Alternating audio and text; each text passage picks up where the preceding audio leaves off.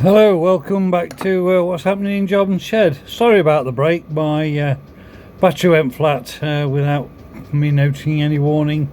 So I've got the cover back on the float chamber. As I was saying just before it cut off, when you flood the carburetor or tickle it, it's better just to hold that down until the fuel emerges, because I say tickling it like that can damage the float inside.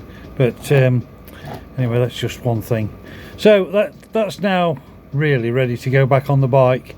Those little seals in there are a bit hard. I might see if I could get another O-ring to go in there that might be a bit softer.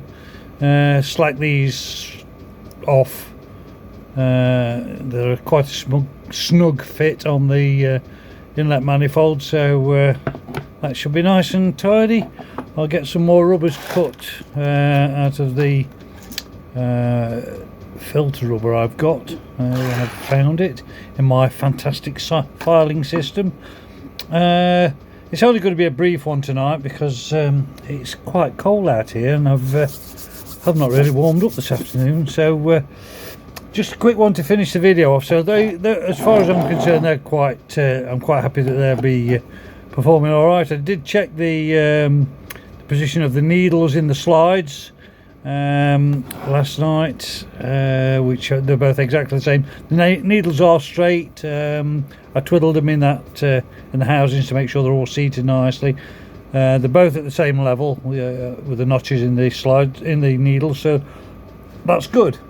The one thing I did want to show you was, while we're out here, I'll get my camera from there, go to the Valiant. As I said, the wiring's 99% finished now. I've just got to do the final tidy up around here and mount the ignition coil. I was quite happy that when I did switch the ignition on and flick the contact breakers, I did get a spark, which was good, and I didn't electrocute myself. That was even better. So it's all filled up with oil and primed.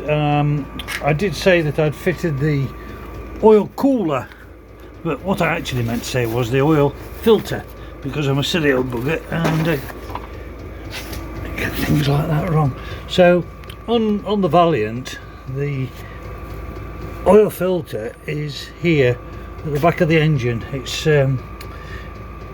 unusual for its age, because a lot of motorcycles had no filtration system at all, except for a wire gauze that they had in the bottom of the petrol tank, oil tank.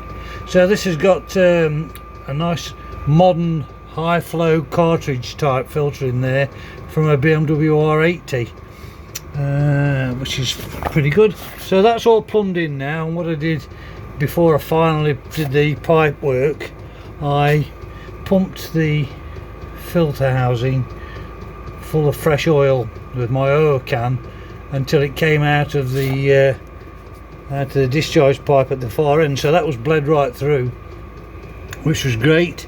I had filled everything with oil as I filled it up, as I built the engine up, and then I filled the oil sump up, which is up to level now.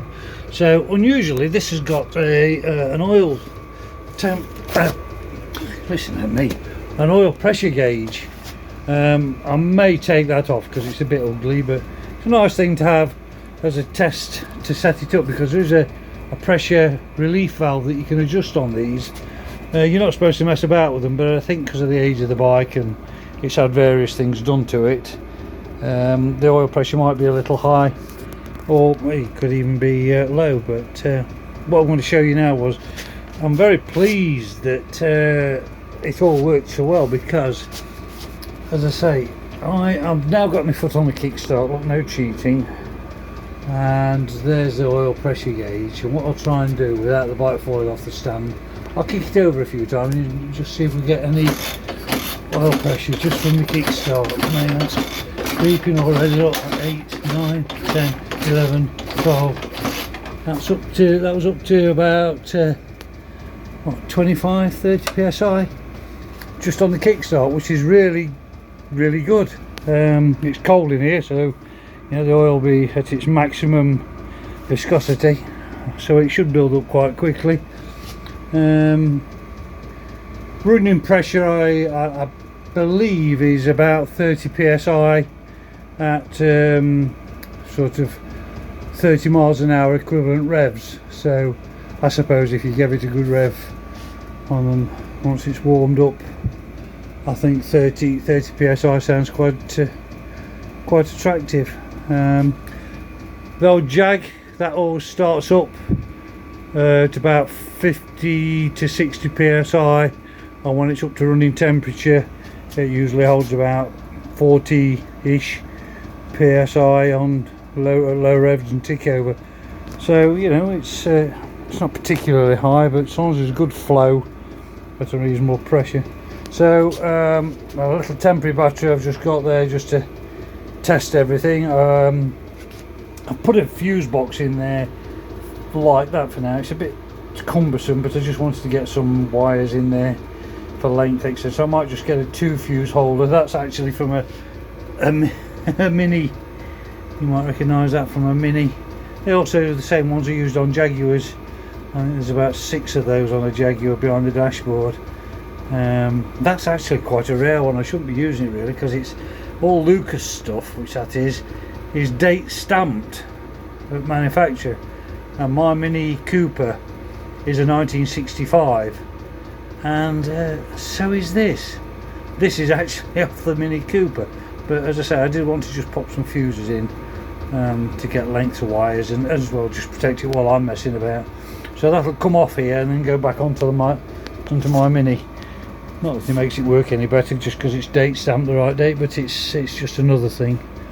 So that's all fitted in there nicely. Still got to put a nut on that earth, and I'm sort of guiding all my wires to where I want them. Heat shrink on everything I can and protected it. I did think of using a multi-pin plug, but it's a bit too modern for this old girl. It looks out of place.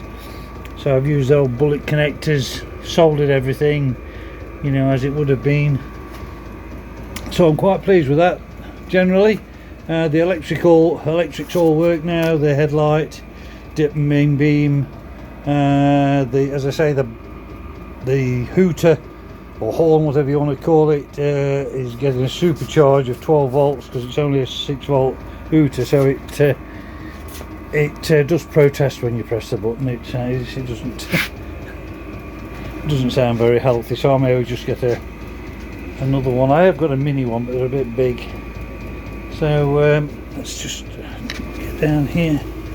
I don't know if you've seen in here before.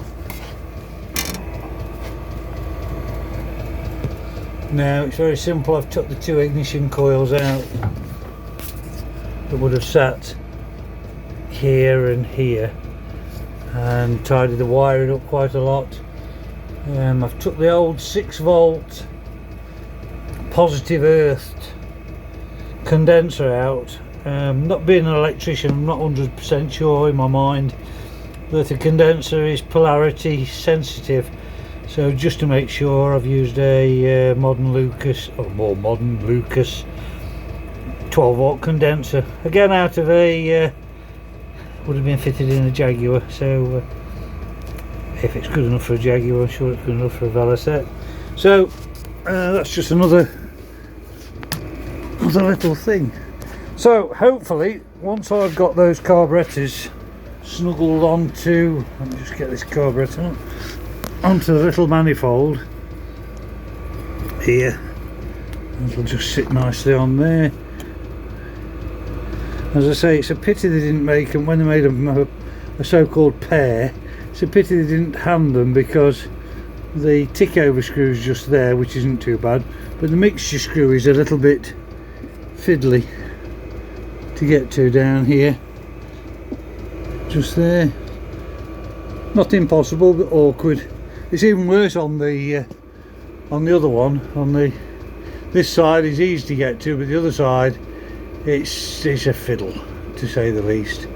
But they do work very well, those little carbs. And those little air filters that are cut down lengthwise to fit into the cowling, they do snuggle in there nicely, and it does sound nice, I've got to say. You can just see under the carburetor there, you can see the oil filter on that one.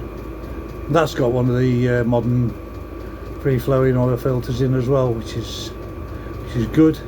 I have got on that one to fit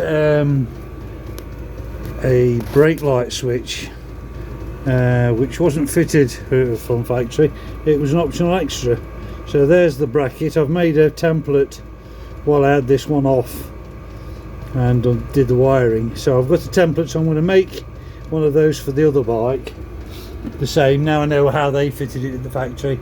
I have got a switch, and it's just a straightforward piece of wire sort of in and out into the back light.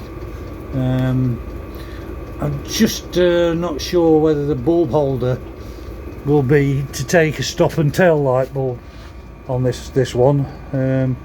I can't see Velocette going to a lot of trouble of producing two different ones as an option, so I'm hoping that if I just whip the reflector off, it'll be a normal stop and tail light fitting. So there we are. Nice, straightforward, very Velocette in its look, strangely. Yeah, and these levers, peculiar to Velocette, they welded this lug onto here rather than have a loose one, so this angle is, when you sat on the bike, is set. I like, because of everybody's different height when they're sat on the bike, when I'm sat on, I don't like a lever that's too straight out. I like my levers quite an angle down, because I like to be able to put my hand straight out and grab the lever rather than tilt my hand back and do that. But as I say, riding position makes a big difference. So anyway, that's how we'll go. Set up, ready for the big fire up. I've got a temporary fuel tank that I'll hang from the ceiling, and we'll see if we can get some noise out of it tomorrow, given the opportunity. Right, well, that's it for tonight. Thank you for viewing what's happening in John's shed. I hope I don't ramble along too much. Please tell me if there's anything particularly you'd like me to run through. In answer to one person, I have now updated the drawing for the wiring diagram, and I'm going to get my crayons out and do some craning. I won't go over the lines, I promise, and I'll show you how I've wired the rectifier, altered the wiring in the headlight for the switching is slightly different, and the supply for the coil. So that's on the new wiring diagram, so if anybody's thinking of doing the same as I have, it might help them. Okay, thank you very much, and please like and subscribe. It really does help, and I'll speak to you very soon. Take care, all the best.